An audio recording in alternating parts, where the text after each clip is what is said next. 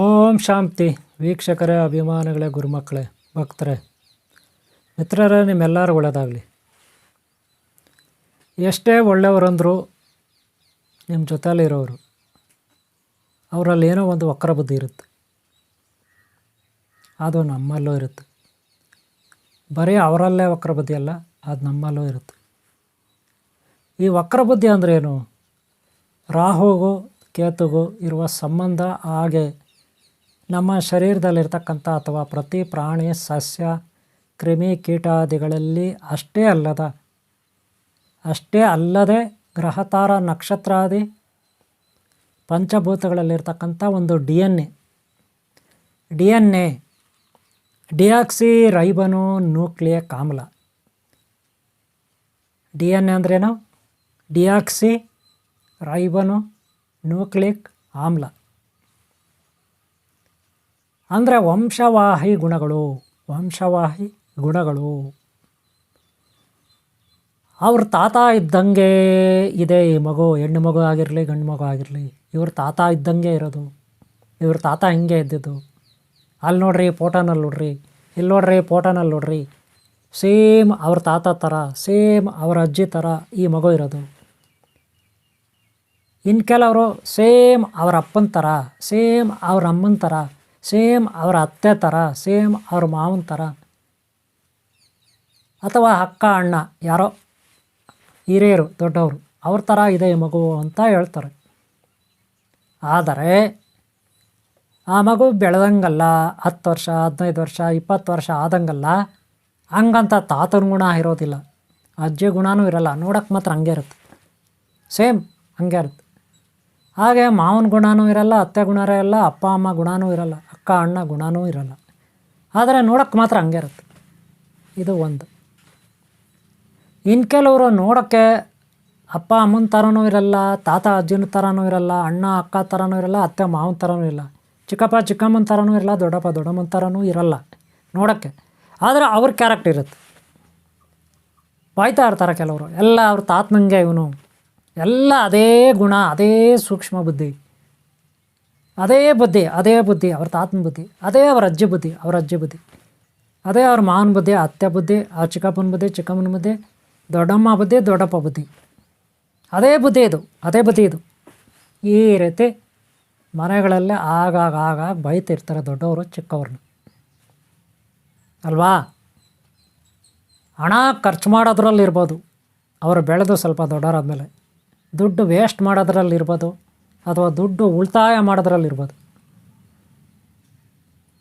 ಅಥವಾ ಇನ್ನೇನೋ ಆಸ್ತಿ ಪಾಸ್ತಿ ಹಾಳು ಮಾಡೋದ್ರಲ್ಲಿರ್ಬೋದು, ಅಥವಾ ಆಸ್ತಿ ಪಾಸ್ತಿ ದಿನೇ ಹೆಚ್ಚಿಗೆ ಅಭಿವೃದ್ಧಿ ಮಾಡ್ಕೊಳ್ತಾ ಹೋಗೋದು, ಬೆಳೆಸ್ತಾ ಹೋಗೋದು ಇರ್ಬೋದು. ಒಟ್ಟಿನಲ್ಲಿ ಅವ್ರ ತಾತನ ಗುಣ, ಅವ್ರ ಅಜ್ಜಿ ಗುಣ, ಅವ್ರ ಮಾವನ ಗುಣ, ಅವ್ರ ಅತ್ತೆ ಗುಣ, ಹೀಗೆ ದೊಡ್ಡವರು ಅವರನ್ನು ಇಲ್ಲಿ ಎಳೆದು ತಂದು ಅವ್ರ ಥರ ಅಂತ ಹೋಲಿಕೆ ಮಾಡ್ತಕ್ಕಂಥದ್ದು. ಮನೆಯಲ್ಲಿ ಚಿಕ್ಕವರು ಮಕ್ಕಳು ಚಿಕ್ಕಪಟ್ಟ ಗಲಾಟೆ ಮಾಡ್ತಾರೆ, ಹಠ ಹಿಡಿತಾರೆ, ಏನೋ ಒಂದು ಹಾಳು ಮಾಡ್ತಾರೆ, ಏನೋ ಒಂದು ಕೋಪ ಮಾಡ್ಕೋತಾರೆ. ಆಗ ಈ ಒಂದು ಅಪ್ಪ ಅಮ್ಮ ಯಾರಿರ್ತಾರೆ, ಪೋಷಕರು ಅಥವಾ ಆ ಮಕ್ಕಳು ನೋಡ್ಕೊತಕ್ಕಂಥವ್ರು, ಅವ್ರನ್ನ ಬೆಳೆಸ್ತಕ್ಕಂಥವ್ರು, ಅವರು ಈ ರೀತಿ ಒಂದು ವಿಚಾರವನ್ನು ತಂದು ಹೇಳ್ತಾರೆ. ಇದಕ್ಕೆ ಕಾರಣ ಏನು? DNA ಡಿಯಾಕ್ಸಿ ರೈಬನೋ ನ್ಯೂಕ್ಲಿಯಿಕ್ ಆಮ್ಲ, ವಂಶವಾಹಿ ಗುಣಗಳು. ತಾತ ಅಜ್ಜಿ ಅಥವಾ ಮುತ್ತಾತ ಅವರು ಹಿಂದೆ ಯಾವುದೋ ಋಷಿಕುಲ ನಮ್ಮದು, ಯಾವುದೋ ಒಂದು ಋಷಿಮುನಿ ಕುಲ, ಯಾವುದೋ ರಾಜವಂಶ, ಯಾವುದೋ ಒಂದು ನಮ್ಮದು ವಂಶ, ಒಂದು ಪಾಳ್ಯಗಾರ ವಂಶ. ಆಗಿದ್ದವರು ಯಾರೋ ಒಬ್ಬ ರಾಜ ಇರ್ತಾನೆ, ರಾಣಿ ಇರ್ತಾಳೆ, ಹಿಂದೆ ತುಂಬ ಪವರ್ಫುಲ್ ಆಗಿರ್ತಾರೆ, ಅಥವಾ ಋಷಿಮುನಿ ಇರ್ತಾರೆ, ತಪಸ್ವಿಗಳಿರ್ತಾರೆ, ಯೋಗಿಗಳಿರ್ತಾರೆ, ಶರಣರು ಇರ್ತಾರೆ. ಈ ವಂಶದಲ್ಲಿ, ನಿಮ್ಮ ವಂಶದಲ್ಲಿ ಅವರ ಗುಣ ನಿಮಗೆ ಬಂದಿರ್ಬೋದು. ಹೇಗೆ ಬರುತ್ತೆ? ಮೊದಲು ಯಾರೋ ಒಬ್ಬ ಒಳ್ಳೆಯ ವ್ಯಕ್ತಿ ಇರ್ತಾಳೆ. ಅವರ ಒಂದು DNA ರಕ್ತದಲ್ಲಿ ಶೆಲ್ಸ್ ಅಂತೀವಿ, ಶರೀರದಲ್ಲಿ ಕಣಗಳು, ಜೀವಕೋಶಗಳು ಅಂತೀವಿ. ಅದರಲ್ಲಿ ಕ್ರೋಮೋಸೋಮ್ಸ್ ಬರುತ್ತೆ. ಕ್ರೋಮೋಸೋಮ್ಸು ತಾತ ಅಜ್ಜಿಯಿಂದ ಅವ್ರ ಮಕ್ಕಳಿಗೆ, ಅವ್ರ ಮಕ್ಕಳಿಂದ ಅವ್ರ ಮಕ್ಕಳಿಗೆ, ಅವ್ರ ಮಕ್ಕಳಿಂದ ಅವ್ರ ಮಕ್ಕಳಿಗೆ, ಅವ್ರ ಮಕ್ಕಳಿಂದ ಅವ್ರ ಮಕ್ಕಳಿಗೆ, ಲಾಸ್ಟಿಗೆ ನಿಮಗೆ ಬಂದಿರ್ತದೆ, ಉಳ್ಕೊಂಡಿರುತ್ತೆ. ಅದರಲ್ಲಿ 2 ವಿಧ ರೋಗಗಳು ಬರುತ್ತೆ. ಅವ್ರಿಗಿರೋ ರೋಗ ಇವ್ರಿಗೂ ಬರುತ್ತೆ. ಫಾರ್ ಎಕ್ಸಾಂಪಲ್ ಆಸ್ತಮಾ, ಶುಗರ್, ಇದೆಲ್ಲ ವಂಶವಾಹಿ ರೋಗಗಳು ಬರುತ್ತೆ. ಹಾಗೆ ಕ್ಯಾರೆಕ್ಟರ್ ಅಂದರೆ ಗುಣಗಳು. ಅವ್ರು ಏನು ತಿಂತಿದ್ರು, ಅವರು ಯಾವ್ದು ಇಷ್ಟಪಡ್ತಿದ್ರು, ಅವರು ಮಸಾಲೆ ದೋಸೆ ಇಷ್ಟಪಡ್ತಿದ್ರ, ಪಲಾವ್ ಇಷ್ಟಪಡ್ತಿದ್ರ, ಅನ್ನ ಇಷ್ಟಪಡ್ತಿದ್ರ, ಮುದ್ದೆ ಇಷ್ಟಪಡ್ತಿದ್ರ, ಇನ್ನೇನೋ ಹೋಳಿಗೆ, ಒಬ್ಬಟ್ಟು, ಕಜ್ಜಾಯ, ಕಡುಬು ಏನು ಇಷ್ಟಪಡ್ತಿದ್ರು ಅವರು, ಪಾಯಸ ಏನು ಇಷ್ಟಪಡ್ತಿದ್ರು, ಹಿಂದೆ ಇದ್ರಲ್ಲ ಅವರು, ಅದನ್ನೇ ಇವರು ಇಷ್ಟಪಡ್ತಾರೆ. ಫಾರ್ ಎಕ್ಸಾಂಪಲ್, ನೀವು ನಿಮ್ಮ ವಂಶದಲ್ಲಿ ಯಾರೋ ಒಳ್ಳೆ ವ್ಯಕ್ತಿ, ಅವರ ಗುಣಗಳು ನಿಮಗೆ ಬಂದಿರುತ್ತೆ. ಅದಕ್ಕೆ ನೀವು ದೇವ್ರ ಭಕ್ತರು, ಗುರುಗಳನ್ನು ಕಂಡ್ರೆ ಭಕ್ತಿ, ಒಳ್ಳೆಯ ವಿಚಾರಗಳನ್ನು ತಿಳ್ಕೊಳ್ಳೋದು, ಒಳ್ಳೆಯ ಗುರುಗಳದ್ದೇ ವಿಡಿಯೋ ನೋಡೋದು, ಆದಷ್ಟು ಮನೆಯಲ್ಲಿ ಪೂಜೆ ಮಾಡೋದು, ಬೇರೆಯವ್ರಿಗೆ ಪೂಜೆ ಮಾಡೋಕ್ಕೆ ಕೇಳೋದು, ನೀವು ಧ್ಯಾನ ಮಾಡೋಕ್ಕೆ ಕೇಳ್ತೀರಾ, ದೇವಸ್ಥಾನಕ್ಕೆ ಹೋಗ್ತೀರಾ, ಮಠಗಳಿಗೆ ಹೋಗ್ತೀರಾ, ಗುರುಗಳಿಗೆ ಒಳ್ಳೆಯ ಗೌರವ ಕೊಡ್ತೀರಾ. ಇದಕ್ಕೆ ಕಾರಣ ಏನು? ನೀವು ನಿಮ್ಮ ತಾತ ಮುತ್ತಾತ ಯಾರೋ ಒಬ್ರು ಇದ್ರಲ್ಲ, ಅವರ DNA ಹಂಚ್ಕೊಂಡಿರ್ತೀರ. ಅದು ಹಾಗೆಯೇ ಒಬ್ಬರಿಂದ ಒಬ್ರಿಗೆ ಬಂದು ಈಗ ಅದರಿಂದ ಅದೀಗ ಪ್ರಕಾಶಮಾನವಾಗಿ ಬೆಳಗ್ತಾ ಇರುತ್ತೆ, ನಿಮ್ಮಲ್ಲಿ ಪವರ್ಫುಲ್ಲಾಗಿರುತ್ತೆ. ಅದಕ್ಕೆ ನಿಮ್ಗೆ ಆ ಗುಣಗಳಿರುತ್ತೆ. ದಾನ ಧರ್ಮ ಮಾಡೋದು, ಒಬ್ಬರ ಕಷ್ಟದಲ್ಲಿದ್ದರೆ ಸಹಾಯ ಮಾಡೋದು, ಪೂಜೆಗಳು ಮಾಡೋದು, ಹೋಮ ಮಾಡೋದು, ವ್ರತ ಮಾಡೋದು, ದೇವಸ್ಥಾನ ಹೋಗೋದು, ಗುರುಗಳಿಗೆ ಈ ರೀತಿಯೆಲ್ಲ ಗೌರವ ಕೊಡೋದು, ಈ ರೀತಿ ಒಳ್ಳೆಯ ಗುಣಗಳು ಅಲ್ಲಿಂದ ಬಂದಿರುತ್ತೆ. ಆದರೆ ಕೆಲವರು ಇರ್ತಾರೆ, ತುಂಬ ಒಳ್ಳೆಯವರು ಇರ್ತಾರೆ, ನಿಮ್ಮ ಅಕ್ಕಪಕ್ಕ ಅವರು ಹೆಣ್ಣು ಮಕ್ಕಳಾಗಿರಲಿ, ಹೆಂಗಸರಾಗಿರಲಿ, ಸ್ತ್ರೀಯರಾಗಿರಲಿ, ಪುರುಷರಾಗಿರಲಿ, ದೊಡ್ಡವರಾಗಿರಲಿ, ಚಿಕ್ಕವರಾಗಿರಲಿ, ಎಲ್ಲ ಒಳ್ಳೆಯವರು ಇರ್ತಾರೆ. ಎಲ್ಲ ರೀತಿಯಲ್ಲೂ ನಿಮಗೆ ಸೂಟಬಲ್ ಆಗ್ತಾರೆ. ಆದರೆ ಯಾವುದೋ ಒಂದು ದುರ್ಬುದ್ಧಿ ಅವರಲ್ಲಿ, ಯಾವುದೋ ಒಂದು ವಕ್ರ ಬುದ್ಧಿ, ನಿಮ್ಗೆ ಆಗದೇ ಇರೋದು ಯಾವುದೋ ಒಂದು ಕೆಟ್ಟ ಬುದ್ಧಿ ಅವರಲ್ಲಿ ಇರುತ್ತೆ, ಒಂದೇ ಒಂದು ಬುದ್ಧಿ.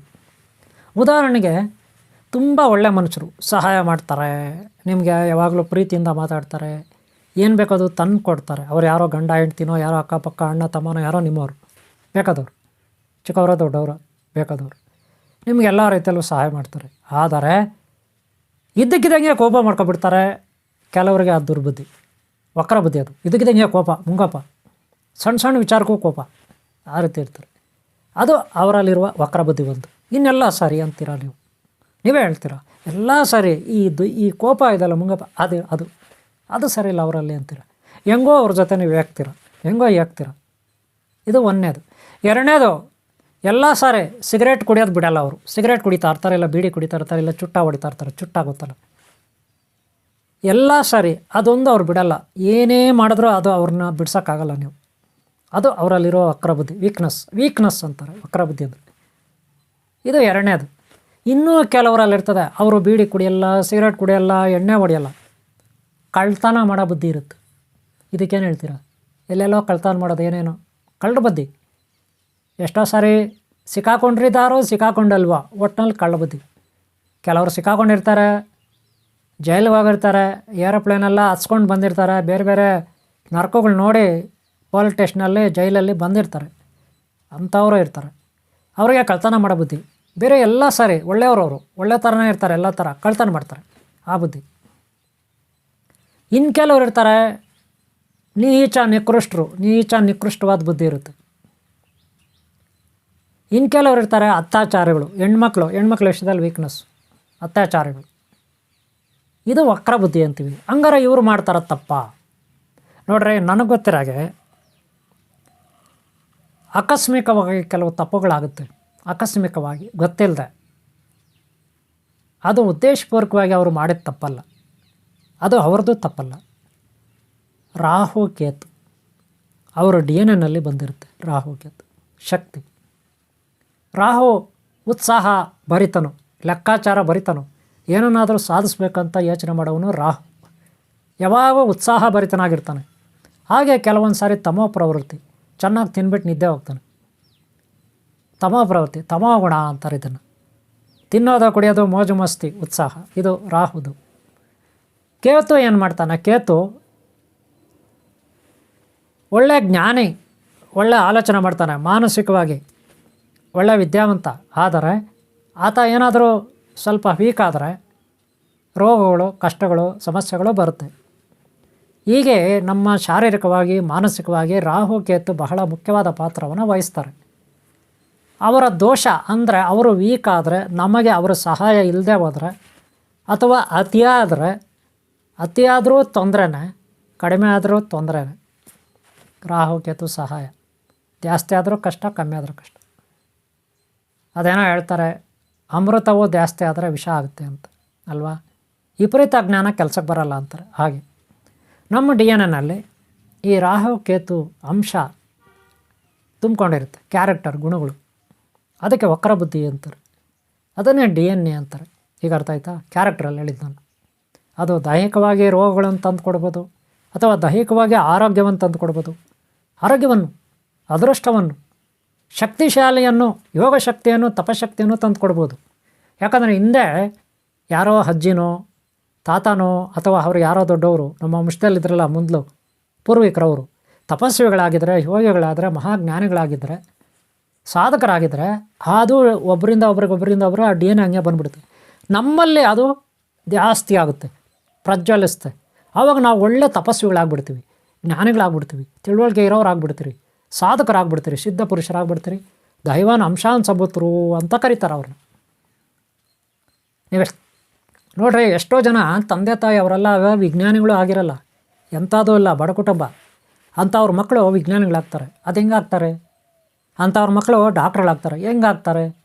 ಅವ್ರ ಮನೆಗಳಲ್ಲಿ ಯಾರೂ ಡಾಕ್ಟ್ರೇ ಇರಲ್ಲ, ಅವ್ರ ಮನೆಗಳಲ್ಲಿ ಯಾರೂ ವಿದ್ಯಾವಂತರೇ ಇರಲ್ಲ, ಆದರೆ ಅವರು ಡಾಕ್ಟ್ರ್ ಆಗಿರ್ತಾರೆ. ಮಕ್ಕಳು ಒಳ್ಳೆ ಇಂಜಿನಿಯರ್ಗಳಾಗಿರ್ತಾರೆ. ಹೆಂಗಾಗ್ತಾರೆ? ಅವರ ಡಿ ಎನ್ ಎ ಅಲ್ಲಿಂದ ಉಳ್ಕೊಂಬಂದಿರುತ್ತೆ. ಅಷ್ಟೇ ಯಾಕೆ, ಇನ್ನೊಂದು ಹೇಳ್ತೀನಿ ಕೇಳಿ, ಇನ್ನೊಂದು ರೀತಿ ಹೇಳ್ತೀನಿ. ಕೆಲವರು ಒಳ್ಳೆ ಜಾತಿ, ಒಳ್ಳೆ ಕುಟುಂಬ, ಇಡೀ ಈ ಭೂಮಿ ಮೇಲೆ ನಮ್ಮದೇ ದೊಡ್ಡ ಜಾತಿ ಅಂತಾರೆ ಕೆಲವರು. ಯಾವುದೇ ಪ್ರಾಣಿ ಹಿಂಸೆ ಮಾಡಲ್ಲ, ಯಾರಿಗೂ ತೊಂದರೆ ಮಾಡಲ್ಲ, ಒಳ್ಳೆ ಸಂಸ್ಕಾರ ಸಂಸ್ಕೃತಿ ಇರುತ್ತೆ. ಅಂಥವ್ರ ಮಕ್ಕಳು ಎಣ್ಣೆ ಹೊಡೆಯೋದು, ನಾನ್ ವೆಜ್ ತಿನ್ನೋದು, ಕೆಟ್ಟ ಕೆಲಸ ಮಾಡೋದು ಅಂಥದ್ದೆಲ್ಲ ಮಾಡ್ತಾರೆ. ಯಾಕೆ ಹಂಗೆ ಮಾಡ್ತಾರೆ? ಅವರ ವಂಶದಲ್ಲಿ ಯಾರೋ ಪೂರ್ವಿಕರು ಒಬ್ಬ ದುಷ್ಟ ಇರ್ತಾನೆ, ಅವನ ಡಿ ಎನ್ ಎ ಹಂಗೆ ಬಂದಿರುತ್ತೆ, ಈಗ ಜಾಸ್ತಿ ಆಗಿಬಿಟ್ಟಿರುತ್ತೆ. ಇದರ ದೇವತೆ ಯಾರು? ರಾಹು ಕೇತು.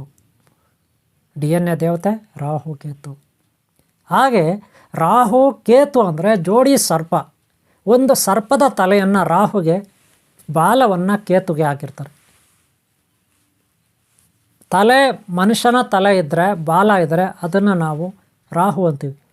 ನಾಗ ಸರ್ಪದ ತಲೆ ಇದ್ದು ಅದರ ಮನುಷ್ಯನ ಕೈ ಕಾಲಿದ್ರೆ ಅದನ್ನು ಕೇತು ಅಂತೀವಿ. ನೆನ್ಪಿಟ್ಕೊಳ್ಳಿ, ಗೊತ್ತಾಯ್ತಾ? ಹೀಗೆ ರಾಹು ಕೇತು ನಾವೇನು ಮಾಡಿದ್ವಿ, ಸರ್ಪದ ತಲೆ, ಬಾಲ ಇವೆರಡೇ ಇದೆ. ನೀವೇ ಸ್ವಲ್ಪ ನೋಡ್ಕೊಳ್ಳಿ, ನಾನು ಹೇಳೋದ್ರಲ್ಲಿ ಮಿಸ್ಟ್ ಹಾಕಿದ್ರೆ ಇಲ್ಲಿ ಕನ್ಫ್ಯೂಸ್ ಆಗ್ತಾ ಇರುತ್ತೆ.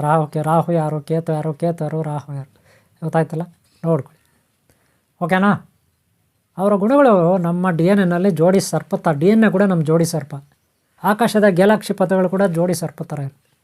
ಎರಡು ನಾಗಮಣಿಗಳು ಒಂದಾದರೆ ಒಂದು ಆತ್ಮಲಿಂಗ ಮಣಿ ಆಗುತ್ತೆ.